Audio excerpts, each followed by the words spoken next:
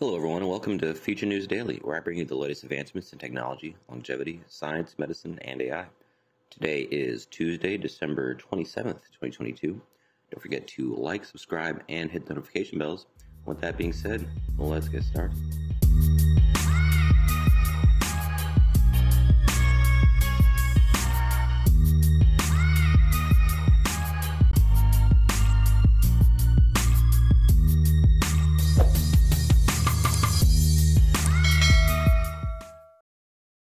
First up today, very different from the usual articles, very interesting. Scientists plan to hit an asteroid with more than 9.6 million radio waves from HAARP. So it starts off, a 500-foot wide asteroid called 2010 XC115 will pass by Earth on December 27th.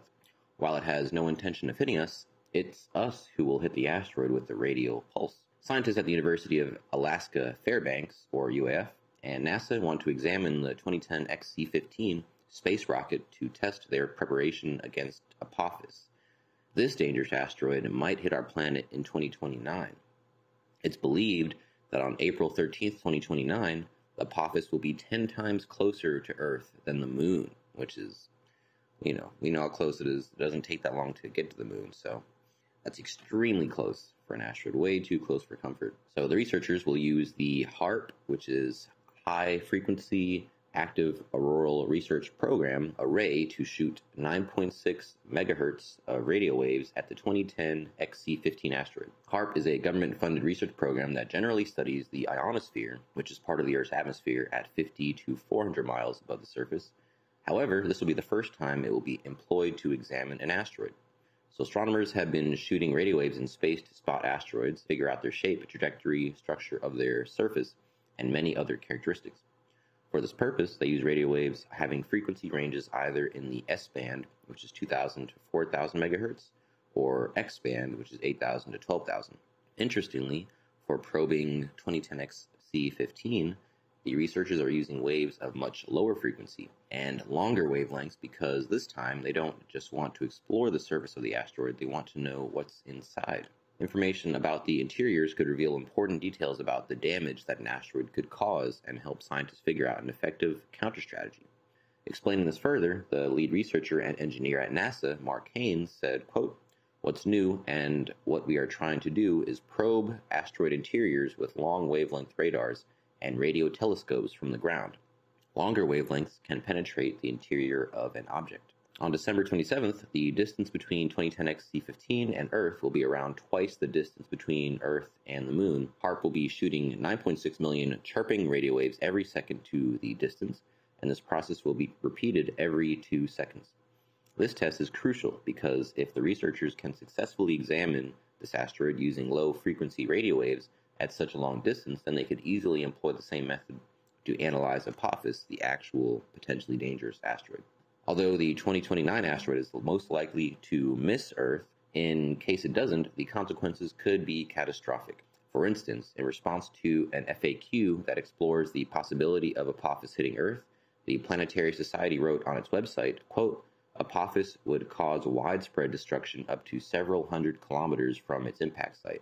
The energy released would be equal to more than 1,000 megatons of TNT, or tens to hundreds of nuclear weapons, all being set off at the exact same time." Moreover, Apophis is just one asteroid. There will be many asteroids that will pass by or even might hit Earth in the future. Low-frequency radio waves could play a key role in understanding the composition of these mysterious space objects and, at the same time, help us strengthen our planetary defense mechanism.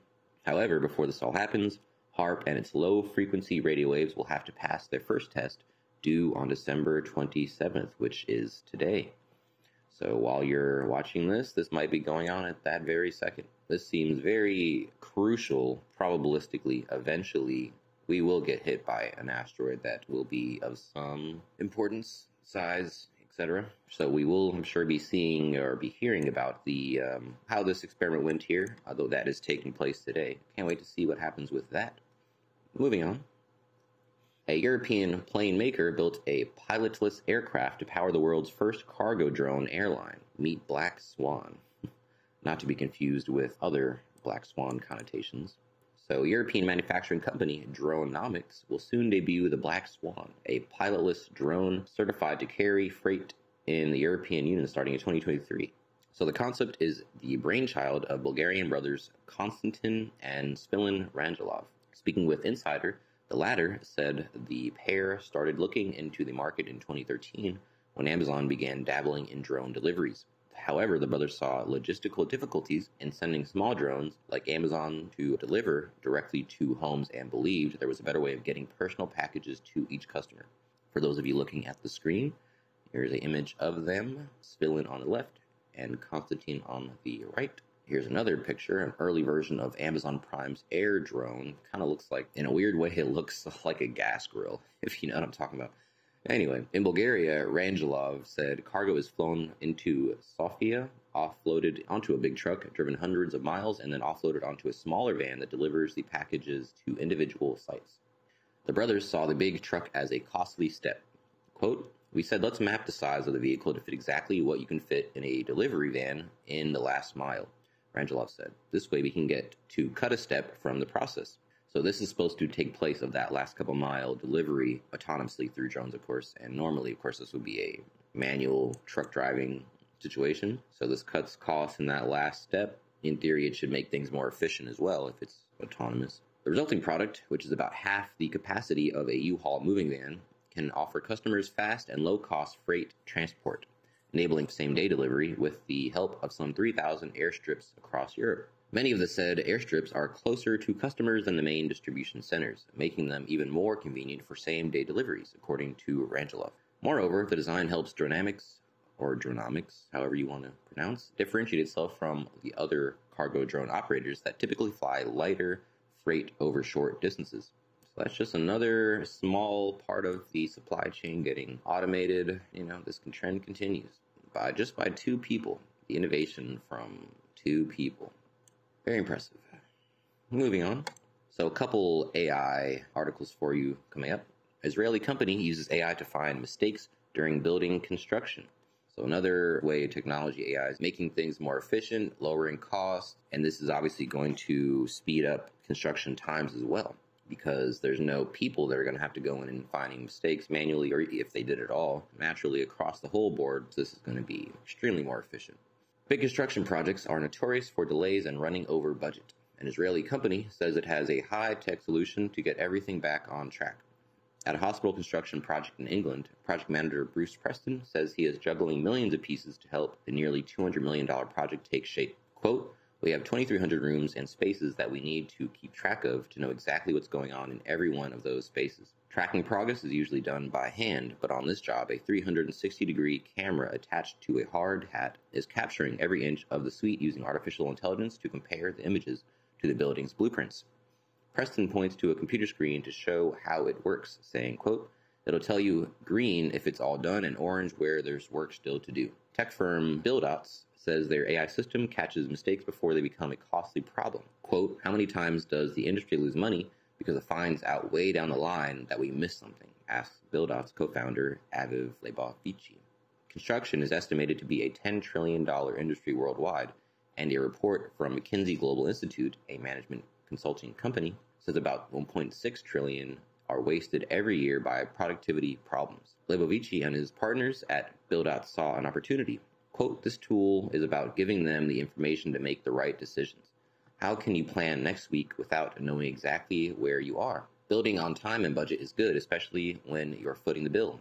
Getting it right, having zero defects, is really important to us," says Steve Killen, who is helping to oversee the project for the UK National Health Service. And with a smarter pair of eyes on the job site, workers say their vision is already coming into focus. Build-Out says their AI technology is being used on construction sites across the U.S., including New York City, Denver, Seattle, San Francisco, LA, and Austin. So spreading pretty rapidly. Just wanted to touch on this again. So it says that 1.6 trillion are wasted every year by productivity problems.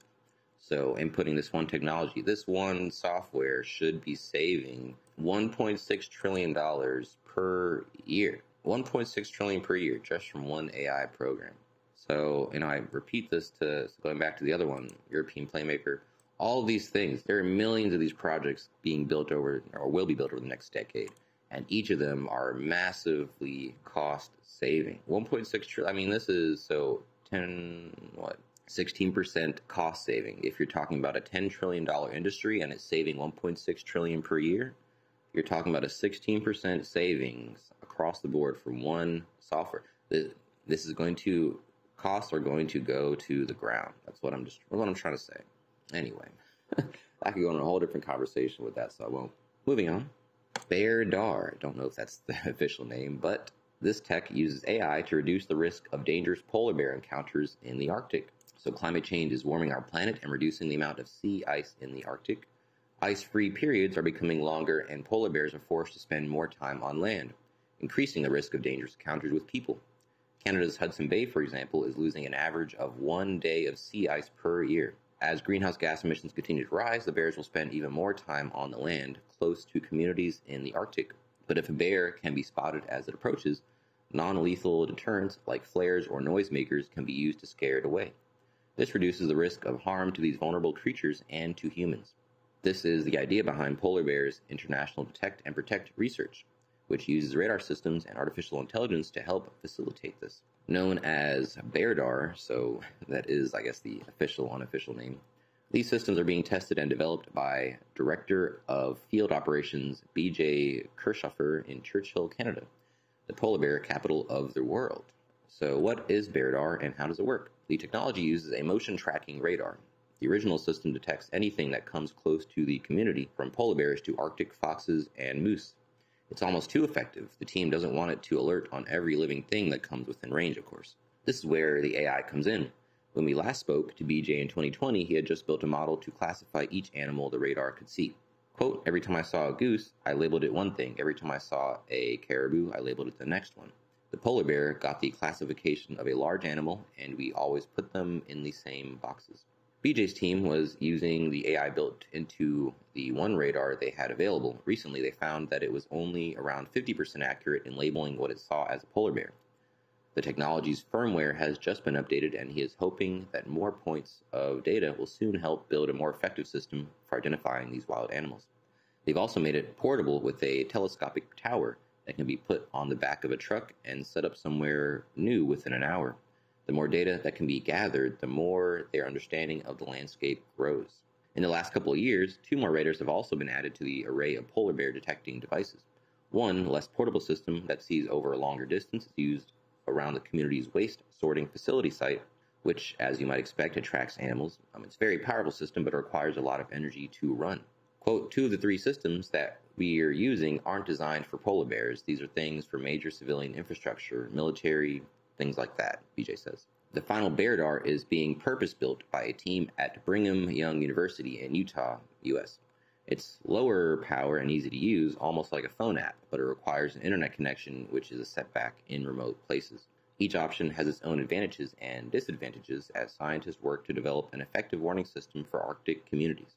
Quote, I think there's a ton of work to be done, BJ concludes, and I think it's a super interesting race to be a part of. The different systems that researchers are developing could have many applications outside of the community in Churchill. Quote, I think what's interesting about testing the 3 of them together is we can start to become, for lack of a better term, experts in some of the options that are available out there. Somewhere like Norway is going to have different needs than the Canadian Arctic or the U.S. Hopefully, we can act as almost advocates for northern communities and say, hey, there are 3 different things that are on the market now that could work in different scenarios. It also shows the manufacturers of the radar systems that they have a variety of applications outside of their intended use. Researchers tracking wildlife in these harsh weather conditions could use them to identify polar bear dens. Information can be gathered on how often they come out or how far they go, increasing our understanding of the lives of these majestic creatures. BJ also mentioned communities around the world coexisting with animals where climate change is increasing the chance of conflict. Elephants in Africa, for example. Quote, if we can make it work in the Arctic, then you could probably make it work anywhere. So again, another technology that we will need as our landscape changes. So very good. The last one for today, U.S. explores application of 3D bioprinting to create eye tissue. So scientists are now using patient stem cells and 3D bioprinting to produce eye tissue that will advance understanding of the mechanisms of blinding diseases. The research team from the National Eye Institute, part of the National Institute of Health in the U.S., printed a combination of cells that form the outer blood retina barrier, eye tissue that supports the retina's light-sensing photoreceptors. The technique provides a theoretically unlimited supply of patient-derived tissue to study degenerative retinal diseases such as age-related macular degeneration. Quote, "We know that AMD starts in the outer blood retina barrier," said Kapil Bharti, PhD, who heads the NEI section on ocular and stem cell translational research. Quote, "However, mechanisms of AMD initiation and progression to advanced dry and wet stages remain poorly understood due to the lack of physiologically relevant human models. The researchers are using printed blood retina barrier models to study AMD, and they are experimenting with adding additional cell types to the printing process, such as immune cells, to better recapitulate native tissue." So this is very interesting. Basically, it seems like you could run experiments just indefinitely down this direction if you have unlimited supply of patient-derived tissue. So yeah, with this, pretty short article, but with this in mind, we should be seeing some huge breakthroughs in the field of degenerative eye diseases. If you can this opens a door to an infinite amount of studies. A lot of these things are kind of foretelling or foreshadowing things to come. And this is the last article I have for you today, so don't forget, this video is for educational purposes only. I will never recommend any investments, solicit your time or money, attempt to contact you on any other platform, or own any rights to the information within this content. With that being said, thanks for tuning in, and I'll see you in the next one.